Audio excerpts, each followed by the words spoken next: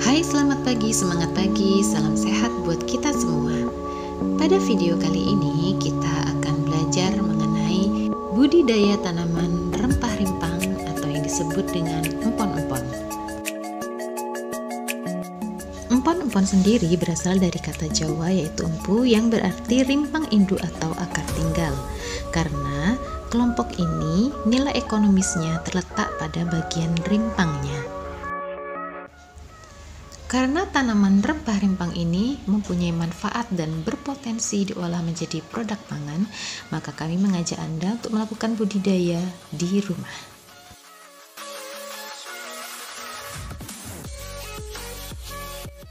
Sebelumnya, marilah kita saksikan liputan inspirasi anak muda berikut ini. Indonesia merupakan negara penghasil rempah-rempah terbaik dunia. Dalam deretan komoditas pertanian Indonesia dengan nilai ekspor terbesar, rempah menempati ranking 4 setelah udang, hasil perikanan, dan kopi.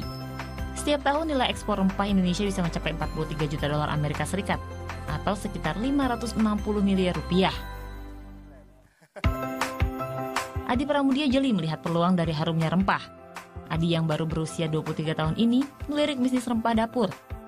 Lengkuas jadi komoditas utama usahanya.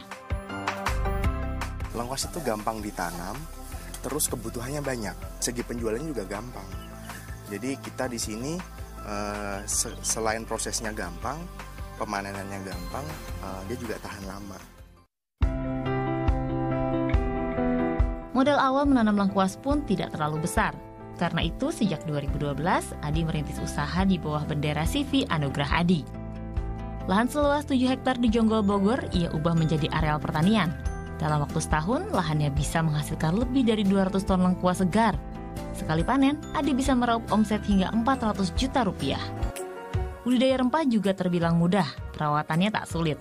Sistem mekanisasi pun telah diterapkan, sehingga memperkecil kemungkinan gagal panen. Jeli melihat peluang pasar dan bertambahnya permintaan produk herbal, Adi memperluas lahan. Ia mulai merambah komoditas jahe dan kencur. 2 tahun terakhir, Adi telah menjadi pemasok bumbu dapur di seluruh pasar induk se-Jabodetabek. Bisnis rempahnya pun sudah berhasil merambah pasar mancanegara, diantaranya Belanda dan Jerman. Dari bisnis rempah dapur, Adi mampu membiayai kuliahnya sendiri. Adi juga berhasil menyabet juara pertama kompetisi Wira Usaha Muda Pemula Berprestasi 2014 yang diselenggarakan oleh Kementerian Pemuda dan Olahraga. Saya yakin asal manusia masih makan, bisnis pertanian nggak akan mati, seperti itu. Mengapa sampai sekarang masih banyak orang mencari empon-empon? Temulawak, kunyit, lengkuas, kencur, dan jahe adalah jenis empon-empon yang paling banyak dicari orang karena mempunyai khasiat dalam bidang kesehatan. Temulawak sering dipakai dalam suplemen anak-anak karena dapat menambah nafsu makan, lalu dapat membantu masalah organ pencernaan seperti lambung, hati, dan empedu. Bisa juga digunakan untuk mengobati sariawan dan jerawat, menghilangkan bau badan, mengatasi radang sendi, dan mencegah serta membantu pengobatan kanker. Yang kedua, kunyit dapat mengobati infeksi luka, menurunkan demam, mencegah dan mengobati berbagai penyakit degeneratif seperti Alzheimer, diabetes, kanker, dan gangguan jantung atau yang disebut dengan kardiovaskuler. Pada wanita, kunyit dapat mengatasi nyeri dan melancarkan menstruasi. Lalu pada ibu yang sedang menyusui dapat membantu memperlancar produksi ASI. Yang berikutnya adalah lengkuas, dapat membantu meningkatkan kesuburan pria. Lalu dapat juga menyembuhkan penyakit batuk, asma, dan bronkitis. Dapat juga mencegah tumor dan kanker, menurunkan kolesterol, dan mengobati panu. Rimpang yang keempat adalah kencur. Dapat menghilangkan pegal linu, menghilangkan stres, menghilangkan darah kotor, mengobati masuk angin, flu, dan batuk, mengobati sakit kepala, serta dapat mencegah karies gigi. Lalu yang terakhir adalah jahe. Jahe sendiri ada 3 macam, yaitu jahe emprit, jahe gajah, dan jahe merah.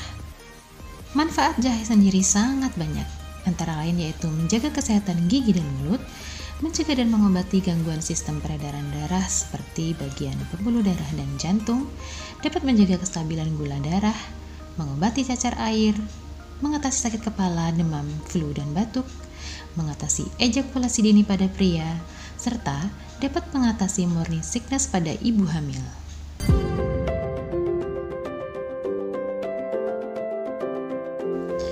Berikutnya, apa saja yang harus kita persiapkan sebelum kita melakukan budidaya?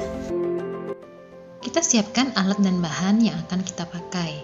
Yang pertama, tempat atau wadah untuk menanam bisa menggunakan karung, polybag, pot, atau kalian juga bisa langsung menanam di tanah jika ada pekarangan yang kosong. Adapun bahan yang kita pakai adalah tanah, pupuk, air, dan rimpang yang akan kita tanam. Inilah rimpang yang masih segar kalau kalian beli di pasar atau di warung ya.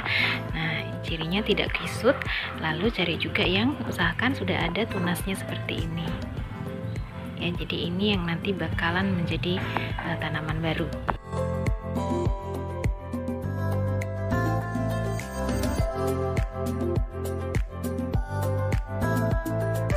Untuk media tanam, tanah dapat kita campur dengan serbuk kayu, sekam, tapi sebaiknya menggunakan sekam yang sudah dibakar seperti ini.